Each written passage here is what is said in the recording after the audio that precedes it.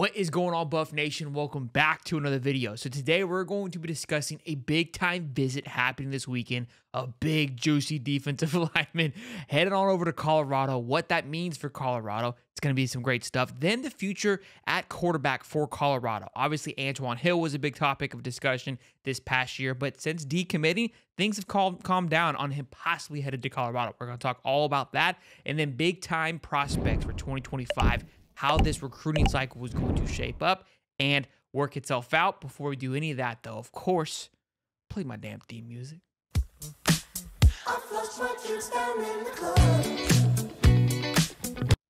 It's a great intro. Short and sweet, to the point, boys and girls. All right, first order of business, like I said, BJ Green will be making a visit. Big time defensive lineman, currently crystal ball to Ole Miss. We'll talk about that. No need to panic just yet. Then the quarterback of the future. What does that mean? Who is it? What's going to happen? It's early. But again, nobody's currently committed to 2025. I think landing yourself a big-time quarterback sooner rather than later is a key component to having a successful recruiting class. And then lastly, some other targets to surround said quarterback and bringing this 2025 class together. Will it be a big splash? I don't know, right? We know his formula thus far, 40-40-20. I expect it to be a little bit bigger than this previous cycle, given the fact there's going to be a lot of guys moving on, but we'll see how it shapes out in the long run. But first order of business, ladies and gentlemen, defensive lineman BJ Green. Love this visit here that's happening this weekend. Now, he was just crystal ball to Ole Miss because he was visiting Ole Miss, but Ole Miss, I tried to look. I'm not quite sure how many scholarships they have left. They're like Texas. They are flooded with scholarships right now. And currently, they just got rid of an offensive lineman and Jake Whitley from Colorado. So they're not down to 80 scholarships. So stay with me here because a lot is happening here. It looks like Harbaugh will be headed to the Chargers. A lot of people are thinking Brian Kelly's going to go to Michigan. That is going to open the door wide open once again for LSU and said Michigan to be busted open for a bunch of commits and guys entering into the portal. Michigan obviously is still in the 30 days. Alabama seems to be picked thin, so not much juice left there. But there is 5 spots left to go out there and get after. Now, nobody from Colorado, from my understanding, can go into the portal, although Jake went just today, given the fact the portal window has closed. But it seems that these kids can always find a way out of it if they want to. But the window is closed until May. That is what's said. But again, these rules change on a daily basis. But let's talk about what he's able to bring in BJ Green. Now, if we take a look at his PFF score, and before we dive into the PFF, somebody asked, what is the PFF score? It is the Pro Football Focus. That is what the initials stand for. And it's a sport analytical company that focuses on thorough analysis of the National Football League. So look at the NFL as long as college. So it's a very non-biased website that basically grades the players based on their performance with no bias involved with it, right? Not just an eye test, breaks it down, compares it to everything. This, I believe, will be the biggest addition to the defensive line according to the PFF, just the highest rated defensive lineman. Could be a few others ahead of him, but not many. I'm working on doing a defensive line video like I did the offensive line video. I'm glad I didn't send the defensive line video because if they're adding BJ Green, it's going to change a few things, boys and girls. But again, with an 80.1, with an overall PFF grade, sits him 86th overall out of 838 defensive linemen. So this would be a massive pickup at 6'1", 275. He had about 21 tackles last year. Solo tackle, 6 sacks, and 1 forced fumble in his third outing at Arizona State last year. So again, if they're able to add this addition, that would put them at 81 scholarships, would be one of their highest rated defensive linemen according to PFF. And obviously that defensive lineman has had a complete overhaul from last year, which is really exciting. Obviously the trenches was a big point of emphasis for Colorado going into this transfer portal, and this is going to be a big one. Again, Ole Miss is hit with the crystal ball. The crystal ball is coming from an Ole Miss insider, right? The fact that he's visiting is exciting. We've talked about the list, the multiple list that Colorado had.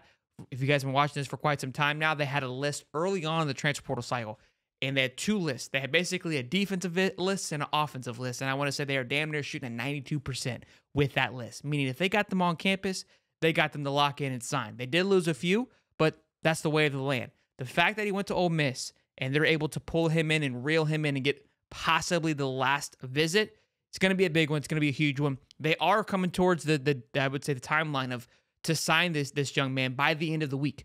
So if he wants to be enrolled going into this next semester. So keep all those things in mind. We'll see how it plays out, but would be a massive addition if they're able to add themselves a little bit of BJ Green, boys and girls. Now, moving on to the quarterback of the future. Two big names here that I want to go over. As of now, we've got some guys that are on the verge of committing, which TJ Lateef announced his top 7. What makes this interesting about his top 7 is Arizona currently leads the way.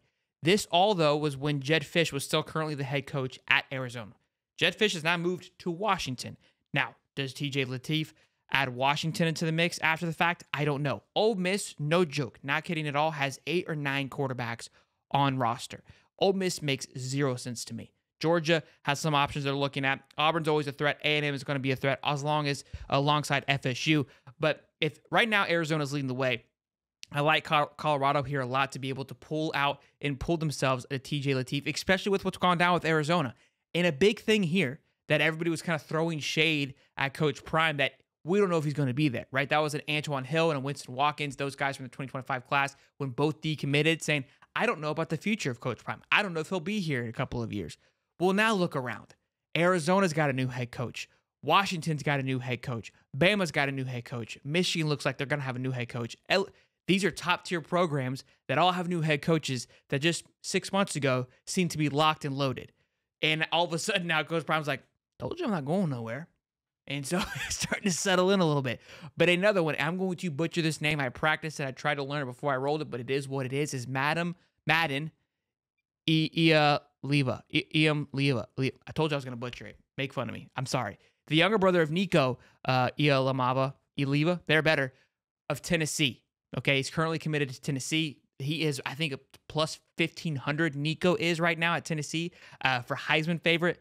High praise for this young man. And Nico was one of the top 3 quarterbacks in this 2023 cycle. So really excited to see what he's going to do. But again, this is his younger brother, 6'3", about 185, big stature quarterback here.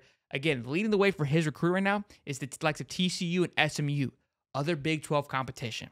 Colorado, this is the guy that you need to go pick up and scoop up. If you can't beat out TCU or SMU, what are we even doing in the Big 12? You know what I'm saying? So I love this one. They are hot on the trail for him. Again, Antoine Hill has slid down onto their core list. Not much interest there as he is looking a lot at North Carolina, and Florida has made a big run here as of late. Again, I know it's early, but it's important to get that quarterback in quickly to establish a recruiting class. So these are my 2 targets right now that I'm keeping an eye on. We'll see how they play out as the weeks go on, but keep your eyes on them. Check out their film. My man Madden can absolutely sling the football. That brother combo is nasty. Right now, Tennessee is also a factor. I just don't see him going to go play behind his brother. Could be wrong. I think Nico's got a pretty bright future there, so we'll see. Now, the last order of business is top 25 picks that we're focused on right now. I brought these 2 names up. LaMason Waller, somebody that's been crystal balled for Colorado for quite some time, still a 4-star athlete, still crystal ball as of now, so would be a big pickup. Again, nobody currently committed to 2025, so LaMason would be a great start to that class as well. And then DJ Pickett, interesting one here, okay? He has already released his top 5. Michigan's in the top 5, Georgia, a couple others in that top 5. But like we just stated, Michigan's future seems uncertain, okay? And Florida was the heavy favorite for DJ Pickett for quite some time until Corey Rain was let go from Florida and is now at LSU. So I would imagine this recruiting cycle, although his top 5 had been released, is busted wide open because of all the changes that have happened in college football. But one study that has been the same is Coach Prime is still at Colorado and still looking to make things happen. A number 3 cornerback in the country. We know what Coach Prime likes to do with cornerbacks. We know what he's able to do. He has his core of cornerbacks, but more than likely are going to lose a few after this next year. Got to start to ramp back up. And how do you start building that? You start with a guy like DJ Pickett, 5-star stud. So again, these are early names in the hat, early names in the mix to keep your eyes peeled for 2025. I think 2025's recruiting class is going to roll a little bit differently for Colorado, just only because of how many people are leaving. I think he's going to have to build a little bit more, 30% in the recruiting cycle. So it's going to be an interesting one to watch and keep an eye on. And obviously, we'll be keeping eyes and tabs on that here.